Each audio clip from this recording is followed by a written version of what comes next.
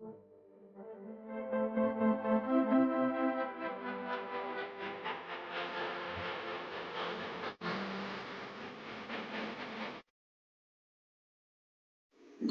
evening, magandang gabi. Welcome sa ating stream karon special featuring na all Merry New Year Christmas part. So, alam mo na 10 minutes, 10:23:51 or 11:51 or 11:51 Philippine Standard Time, di ba? 11:51 PM PST. Philippines alam niyo na Christmas at New Year is really connected talaga kasi ang Christmas at New Year same sila ng for example Christmas is Tuesday, then New Year Tuesday kasi 7 kasi sa Sabto. 7 days Christmas or 1 week after Christmas New Year talaga. At saka ang highlight talaga sa Christmas is color is green and red kasi love, green kasi may tanim-tanim, di ba? Mga buluan. Kaya green and red ang laking color sa Christmas. Green sa Christmas. Red is my favorite. Green is parang relaxing green to. So parang relaxing ng dahon kasi forest. So, before ipakita sa inyo yung ang feature natin for today is alam kaya yung tradition ng Christmas, di ba? Christmas spirit. Necessary ba magkaroon ng pera, regalo, handa, buena, or etc. Di ba? Necessary ba? So, may iba sa mayayaman lang. At may iba nakikipag-party. At saka lalo na yung birthdays, di ba? Alam na yung birthday sa Christmas, di ba? Sabay. Lalo na. May birthday sa December 25. Great is Merry Christmas and Happy Birthday. Wala na kundi yun, ang ating Panginoong Hesus Cristo or Jesus Christ. Kasi siya ay nanganak sa araw ng Pasko. Kaya Merry Christmas and Happy Birthday. Yan, Merry Christmas and Happy Birthday. Kasi narinig ko sa homily, yung faith, yung sa simbahan, kanina yung sa parang Christmas Day Mass, yung faith, kung wala kang faith, wala kang tiwala yan. God is with us. That's why may tiwala tayo. Yan. Anong dapat gawin? Yan ang dapat tiwalain or panawalaan. Dapat masanay natin yung anong gawa. Yan. Parang ganun. Yung familiar ka sa humili ng pare kanina sa simbahan. Ganyan yung kamay. Kung ma-feel yung yun. Parang may nagawa ka or wala. Yan. Parang nakakatuwa yung mga sinabi ng pare pa. Saka dito ganyan. Yung parang ganyan, yun. Parang action na lang yun ng pare ba? Tapos, at isa pa yung magandang mga choir, di ba? Tapos ang piano sa ka-orchestra mode. Yan yung sa simbahan kasi maraming mga, yun, yung Advent. Yan, yung Advent. Yun yung sign na palapit na yung Pasko. Then, yun. Yung may kandila, yung color violet, at saka color pink. Yan, yun yung tawag na Advent or Advento. Kaya, we celebrate Christmas not only for fun, but also giving time for our family. So, Christmas talaga is every December 25. Mag-start yung season sa September, mag-end sa January. Yan. That's why, wala na iba. Kung ang highlight sa Christmas, ang pinaka-flagship talaga is Christmas tree, Christmas light, mga lanterns, giant lanterns, diba? At saka yung higanting parol, mga Christmas decors, at saka Christmas songs, saka Christmas station ID sa media, Christmas jingle sa media, or kung wala lang iba, may reindeer, may pa-elf, may ganun, at saka may snow, pero wala snow sa Pilipinas. Yan, winter. Yan, winter talaga ang dating sa Christmas, di ba? But alam ng ibang tao, kilala mo yung taong nakapula? Kung alam mo na, yung nakapula na kalo, nakapula na gown, nakapula na tuxedo, or short pants, long pants, wala na iba kundi si Santa Claus. Maraming tinatawag na Santa Claus kasi yan, si Santa. So, pakita ko sa inyo ang pinaka-special for today. Kung saan libot ang ating pambansang tao sa Pasko, si Santa Claus. So, buksan natin yung ating app. yung NORAD or NORAD. Marami rin sa Google, parang Christmas all over the world. Parang kata red-nosed reindeer, put on the red-nosed reindeer. Sana si Santa Claus. Ngayon nasa Cambodia. Sa ng Vietnam, di ba? Santa Claus walang tigil sa pagbibiyahe, di ba? Kung ako si Santa Claus, yan. Di na kailangan ng gasolina. Di na kailangan lang is lipat-lipat lang. Parang hot air balloon or parang aeroplano na walang gasolina. Yun. Gusto tanay bansa makay kay Santa Claus. Yan. Si Santa Claus ay pupunta. Narinig ka lang, watch out. I'm telling you why Santa Claus is coming to town. So Santa Claus is coming to Vietnam. So Vietnam, 1 minute, 21 seconds. Kaya wala nagpapatuloy yun. Reindeer. Nasaan yung L? Diba? Yung character sa Nativity of Jesus, yung three kings, saka yung mga L. Yun. Ang pinaka-highlight ko sa Christmas is Santa Claus at saka si Papa Jesus pati Christmas tree. Yan, mga kanta ni JMC o si Marichan. Yan. At saka kanta na All I Want for Christmas is You. Yan. Nasa Vietnam. Si Santa Claus ngayon. Yan. Grabe naman, no? Parang Google Maps lang. Pero dati kasi elementary ako nag-isip sa Santa Claus costume kasi nagustuhan ko yung grade school pa ako, nung bata pa ako. Mahilig ako sa Santa Claus costume. Yan. Tapos yung kinalaki-an na ikapamilya IDs, yan. Ngayon, dati pa yan. Elementary ako, nululig ako sa Santa Claus. Isa pa yung kumanta ako sa Nativity of Jesus. At isa pa, manap ako bilang Three Kings. Yan yung naalala ko ng school activity sa Christmas. Yan. Mga memories. Pero high school is parang exchange gift. Minsan maling regalo. Kaya maling regalo. Kahit tanggapin mo lang kasi huwag ka mamilit.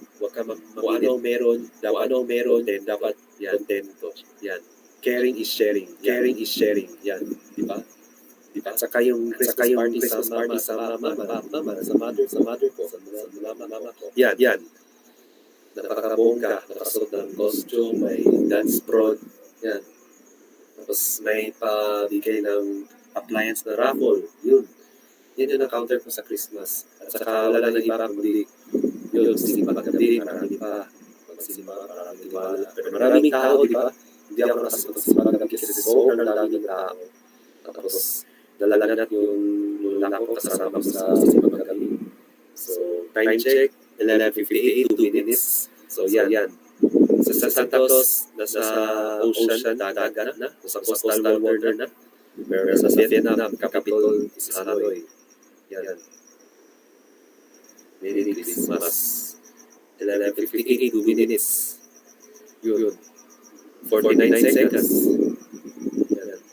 While talking about that, yung ganun, way back, may memories ko yun sa Christmas, diba? Kinilagyan yung susod ng pero wala na iba kundi yung magbibili ng mga t-shirts, diba? Sa mga Christmas station IDs, iba. Yan. Pinili ko yung shirt. Nagustuhan ko rin yan. So, ang daming memories sa Christmas. So, counting more and more Christmas. Kaya, yun. 11:59, 1 minute. We're heading to Vietnam pa. So, tahimik mo lang habang masdan mo ang pagbiyahe ni Santa Claus.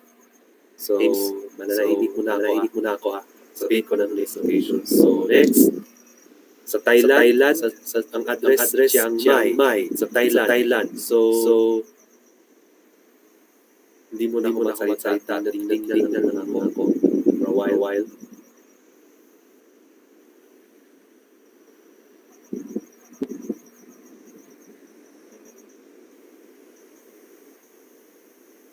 Chiang Mai, Thailand. So, 12 midnight na. Merry Christmas. Saka patuloy panoorin yan sa NORAD or Google. May Santa Tracker, di ba? Pero sa totoo lang, wala sa Santa Claus, it's fictional. Huwag kayo maniwala ko yan.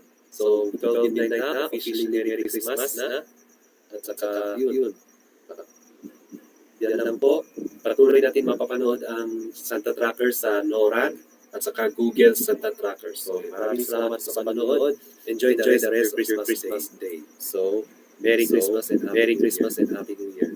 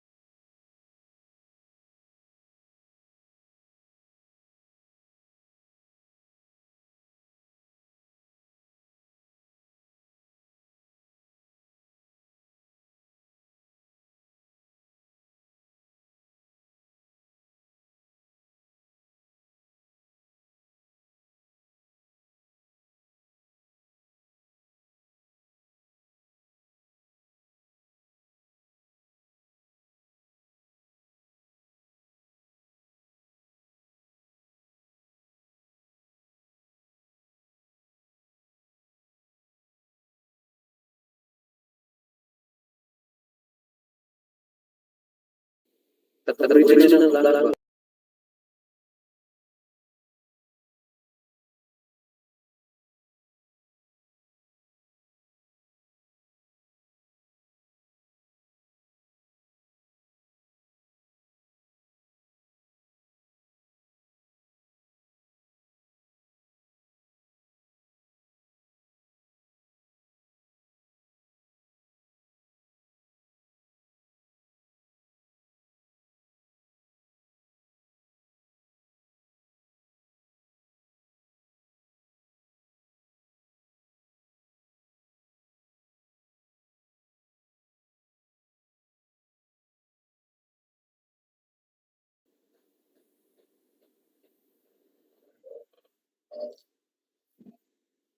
Good evening.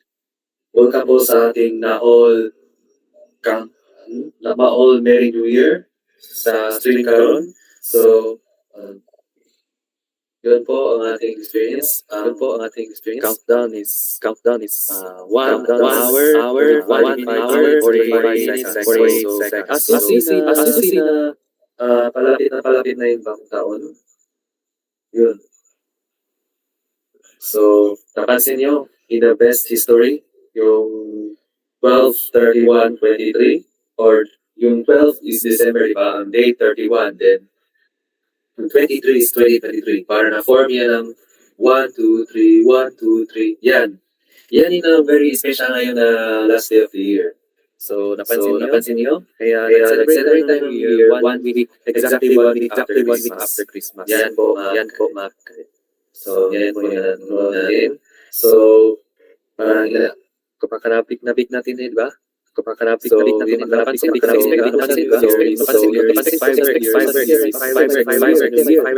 Sa New Year. Yes, fireworks indicate na palapit na ng transition to the next year. Yan yung purpose of fireworks. Di ba? Fireworks display. However, due to mga injuries,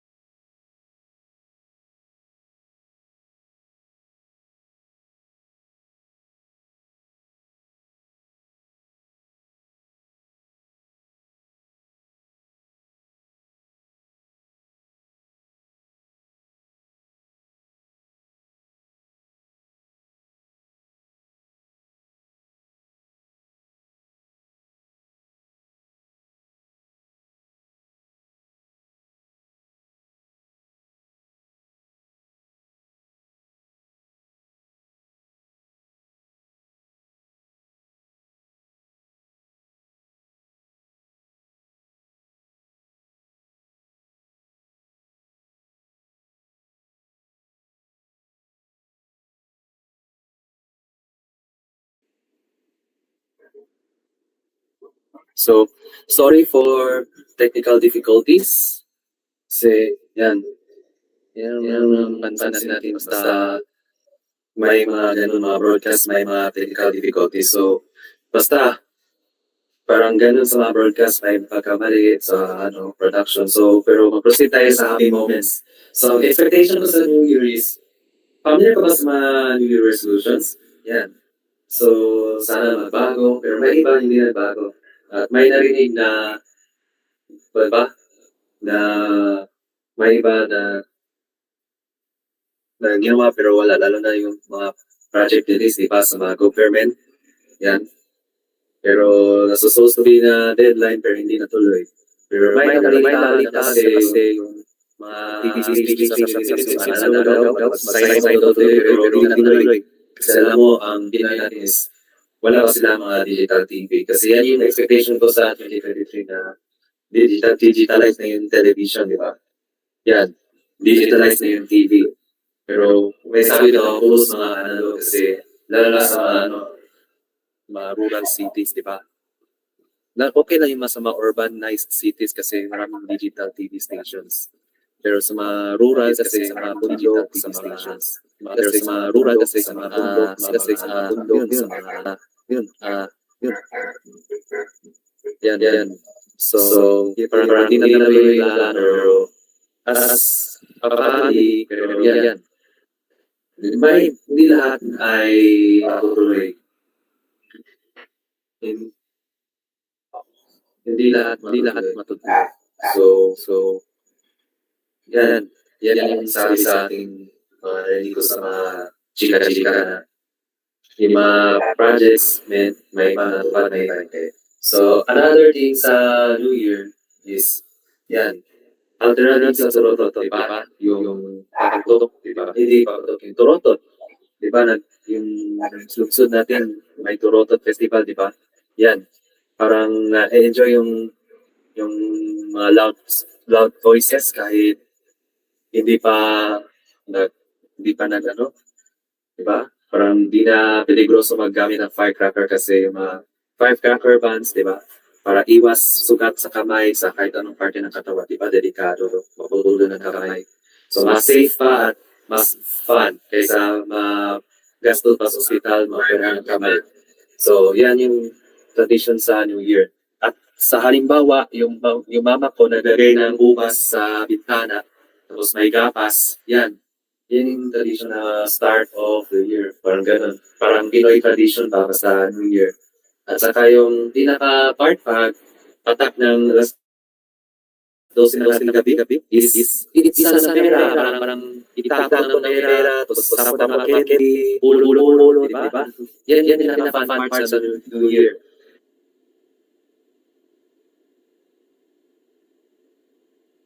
At saka yung kanta ko, parang tapos may mga TV shows na may puros mga live performances, diba?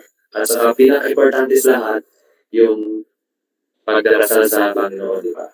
Kaya may misa pag Christmas at New Year. Kasi as you expect by during Christmas Day, New Year, para laman na nag-celebrate tayo sa pagbabalik ng Panginoon, diba? Sa pagkataong Panginoon Yesu Cristo. So, yun. Yan po ang ating Panginoong Yesu Cristo ay isa sa ating sandata para makakabangon tayo, di ba? Kaya tayo pray tayo kay Lord for blessings. Yun. Kaya that's why we celebrate New Year. One basta ordinary day. Like mag-transition from one month to another month. Yan. From 1 year to another year, yan yung pinaka-special kasi 12 months is 1 year, di ba? At saka every 4 months may leap year. Yun. Leap year na this 2024. Kaya, napansin niyo, every 4 years, extra one day, 29 February. Yan. So, yan lang po ang expectation sa New Year. At maraming salamat. Po ang Merry New Year. New Year's Special. Sa natin, maligayang Pasko at Digong Bagong Taon.